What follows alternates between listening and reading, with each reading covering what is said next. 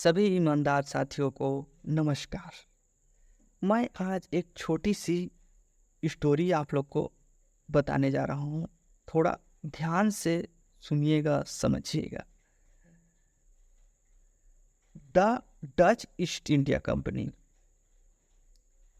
का एक प्रपोजल था। जो भी देश में वो जाता था उसका एक प्रपोजल था कि आप हमें पैसा दीजिए, हम आपको उसका कमा कर कुछ परसेंट हिस्सा देंगे।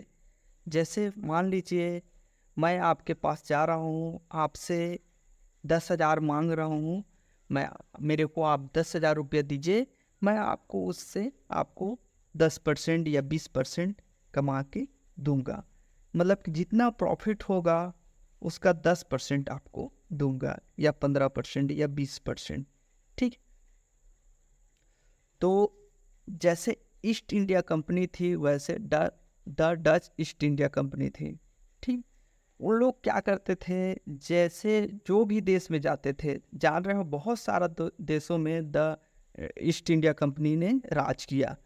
तो जो भी देश में जाते थे the Dutch east India company, वहाँ के राजा महाराजा साहूकार जो रहते थे उनको प्रपोजल दिया जाता था, उनको प्लान समझाया जाता था कि ये हमारा प्लान है, हम यहाँ आए हैं, ये बिजनेस करेंगे और इसमें जो प्रॉफिट होगा उसे आपको, उसको जो इनकम होगा उसे आपको प्रॉफिट दिया जाएगा, हिस्सा दिया जाएगा, शेयर दिया जाएगा। वहीं से शेयर मार्केट का भी स्टार्ट हुआ था। इसी प्रपोजल का जो नींव रखा गया है the Dutch east India company द्वारा, ये नींव रखा गया था और वो आज तक चलता आ रहा है। ठीक है, उन्हीं का ये आइडिया था, उन्हीं का प्रपोजल था। तो आप इस बात को समझिए। तो उन लोग क्या करते थे, जो भी देश में जाते थे अपना अपना प्रपोजल रख के वो कमाई करते थे, और धीरे धीरे ये लालसा बढ़ने लगा और उन लोग अच्छा खासा मुनाफा कमा कमा के फिर उस देश में वो राज करते थे। एकदम मोटा मोटी बात। तो कुछ लोग बोलते हैं कि मैं ईमानदार हूँ करके। मैं उन लोग को बोलना चाहता हूँ, ऐसा कोई व्यक्ति नहीं है जो ईमानदार नहीं है। देखिए क्या है, गवर्नमेंट एम्प्लॉय